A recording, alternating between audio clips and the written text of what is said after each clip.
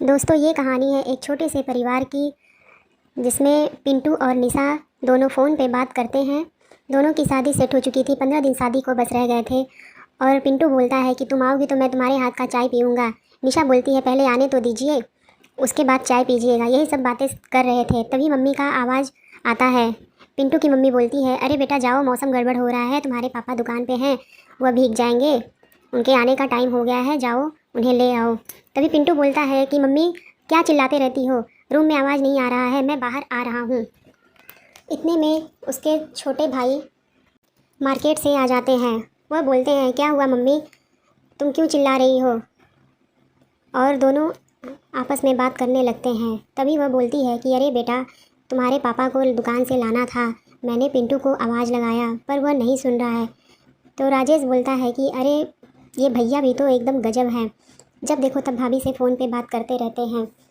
रहने दो माँ, मैं जा रहा हूँ, पापा को दुकान से ले आऊँगा। और राजेश जाता है, अपने पापा को दुकान से ले आता है। पापा बोलते हैं कि क्या हुआ पिंटू, तुम दुकान क्यों नहीं गए? तो वो पापा मैं जिम गया था इसलिए नहीं जा पाया, मैं थोड़ी देर के बाद दुकान जाऊँगा। और वह सुबह सुबह नहा धो करके तैयार हो जाता है, बोलता है मम्मी मुझे नाश्ता दे दीजिए। तो राजेश बोलता है, अरे भैया आप रहने दीजिए दुकान जाने के लिए, मैं दुकान चला जाता हूँ। तो पिंटू बोलता है कि चलो अच्छा ठीक है, चले जाना तुम।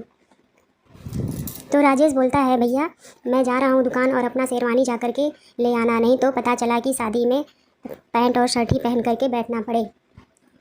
और वह पिंटू जो है गुस्साने लगता है। तो उसकी माँ बोलती है, अरे बेटा तुम अकेले मत जाओ, मैं भी तुम्हारे साथ चलती हूँ, तुमको बहुत अच्छा पसंद करके नहीं आएगा। तो पिंटू बोलता है, माँ तुम रहने दो, तुम क्या जाओगी, मैं अकेले थोड़ी जा रहा हूँ, मैं जा रहा हूँ निशा के साथ, निशा भी जाएगी, उसको लहंगा भी दिलाना है। दोनों ने डिसाइड किया है कि एक दूसरे का कपड़ा मैचिंग रहेगा। तो पिंटू चला जाता है दुकान, शादी की सारी तैयारियां हो जाती हैं, सभी तैयार हो जाते हैं और पापा जी भी रेडी हैं। तभी राजेश आता है, बोलता है, अरे माँ ये तुम क्या पहनी हो, ये कैसी साड़ी पहनी हो, तुम्हारे पास कोई साड़ी नहीं है, इतना गंदा साड़ी क्यों पहनी हो तुम?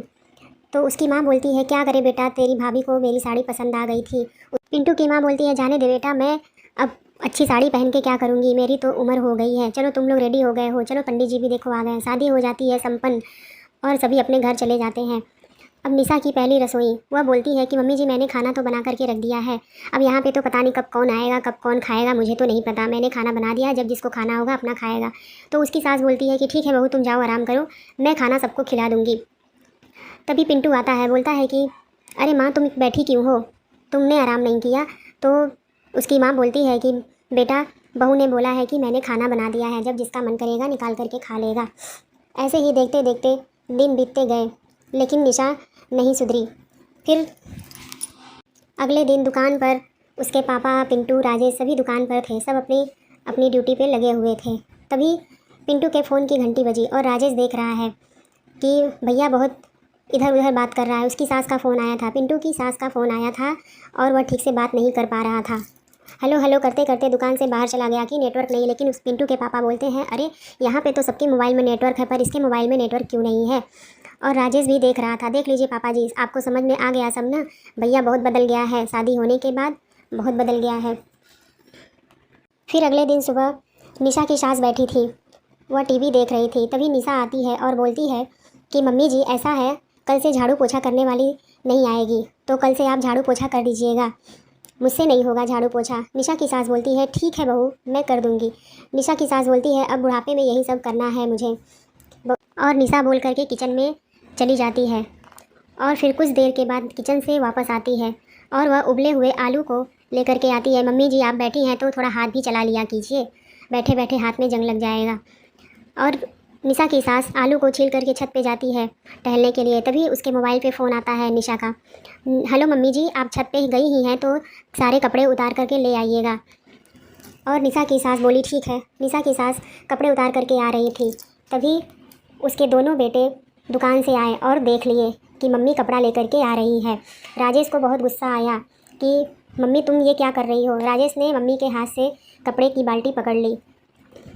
क्यों भाभी, आपको शर्म नहीं आ रही है, मम्मी से काम करवा रही हैं? तभी पिंटू बोलता है कि अरे क्या हो गया, थोड़ा सा हाथ पैर हिला ली तो बैठे बैठे जंग लग जाएगा।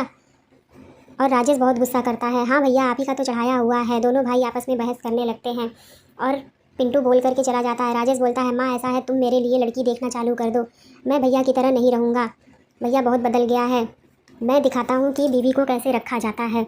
और निशा भी बहुत हाँ हाँ मालूम है, देखते हैं कि कितना तुम बीवी को ढंग से रखते हो। तभी पिंटू की माँ बोलती है, अच्छा तुम लोग चुप रहो, बहस मत करो, और शादी की तैयारी शुरू हो जाती है।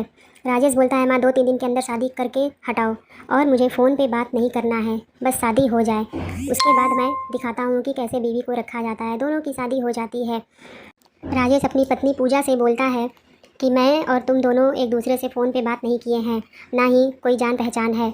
तो पूजा बोलती है, कोई बात नहीं, अब जान पहचान हो जाएगी, शादी हो गई है, आपकी खुशी के लिए मैं कुछ भी कर सकती हूँ और मैं जानती हूँ कि आप अपनी माँ के लिए कुछ भी कर सकते हैं। इसी तरह बात करते करते रात बीत जाती है। अगले दिन सुबह राजेश बोलता है, अरे इतनी सुबह तुम कहाँ तैयार हो गई? तो पूजा बोलती है, आज पहली रसोई है। तो राजेश बोलता है कि अरे अभी तो हलवाई लगे हुए हैं। पूजा बोलती है, हलवाई की कर देते हैं छुट्टी, मैं किचन में जा रही हूँ, कुछ बनाऊंगी। और पूजा किचन में आ जाती है। तभी उसकी जेठानी निशा बोलती है कि इतना हड़बड़ा के तुम सुबह सुबह क्या कर रही हो, और हलवाई की भी छुट्टी कर दी, इतना जो है जल्दी कौन नाश्ता करेगा। और दोनों बहस करते हैं। फिर नाश्ता रेडी हो जाता है, सभी नाश्ते के टेबल पे बैठे रहते हैं। पिंटू बोलता है कि अरे पूजा तुम तो बहुत अच्छा नाश्ता बनाई हो, बहुत ही स्वादिष्ट है। और पूजा बोलती है, भैया मन से बनाइए, कुछ भी तो बहुत अच्छा बनता है। पापा जी भी बहुत खुश थे और राजेश भी बोला कि हाँ नाश्ता बहुत अच्छा बना है, सभी उसकी तारीफ़ कर रहे थे। तभी पूजा बोलती है कि कर लो तारीफ़, अभी कुछ दिन के बाद मैं बताती हूँ। और पूजा मन ही मन सोचती है कि कर लो तारीफ़, अभी कुछ दिन के बाद मैं बताती हूँ कि तुम लोग कैसे नाश्ता करते हो। तभी एक दिन पूजा जो है सोई थी और बिस्तर पर से उठ नहीं रही थी, बहुत दर्द हो रहा है, कैसे उठूँ। राजेश बोलता है कि अरे क्या हालत बना ली हो, पूरा पसीने से लथपथ हो, रहने दो तुम सो। और राजेश यह बोल करके रूम से बाहर चला जाता है। तभी उसकी माँ बोलती है, क्या हुआ, आज उठेगी नहीं क्या महारानी? तो राजेश बोलता है उसकी तबीयत ठीक नहीं है। और राजेश गुस्सा करने लगता है कि उसकी तबीयत नहीं ठीक है तब भी वह खाना बनाएगी, तुम लोग बनाओ अपना, भाभी और माँ दोनों लोग काम करो, मेरी पत्नी काम नहीं करेगी। और यही बोल करके निशा की सास और निशा दोनों लोग खाना मिल करके बनाती हैं। और राजेश बहुत गुस्सा करता है कि मेरी पत्नी अब आज के बाद खाना नहीं बनाएगी, तुम दोनों लोग अपना समझो। और निशा की सास बोलती है कि मैं तो खाना बनाऊंगी ही, क्यों नहीं बनाऊंगी। वह बहुत दुखी हो जाती है कि मेरी दोनों बहुएं एकदम ख़त्म हैं। और वह फ़ोन करके अपनी बहन से सारी बातें बताती है कि मेरी दोनों बहुएं मुझे एकदम परेशान करके रखी हैं। और पिंटू की मौसी आ जाती है घर पे समझाने। निशा बोलती है, अरे मौसी जी प्रणाम, आइए बैठिए, आपको कोल्ड ड्रिंक पसंद है, मैं लाता हूँ। और पिंटू के पापा बोलते हैं, अरे साली जी आप आ गई, कब आई हैं? तो उसकी मौसी बोलती है कि मैं आई हूँ अपने जीजा जी से मिलने। दोनों बहनें आपस में बैठ कर के बात करती हैं। पिंटू की माँ अपनी बहन से सारी बातें बताती है और उसकी बहन बोलती है, ठीक है मैं उन लोग को समझाऊंगी कि सास के साथ सहेली बन कर के रहो। दोस्तों इसका और पिंटू की मौसी दोनों बहुओं को समझा रही थी कि बेटा सास के साथ सहेली बन कर के रहना चाहिए, सास को दुख नहीं देना चाहिए। और दोनों बहुएं समझ गई। दोस्तों इस कहानी से आप लोगों को क्या सीख मिला? और सब मिलजुल कर रहने लगे।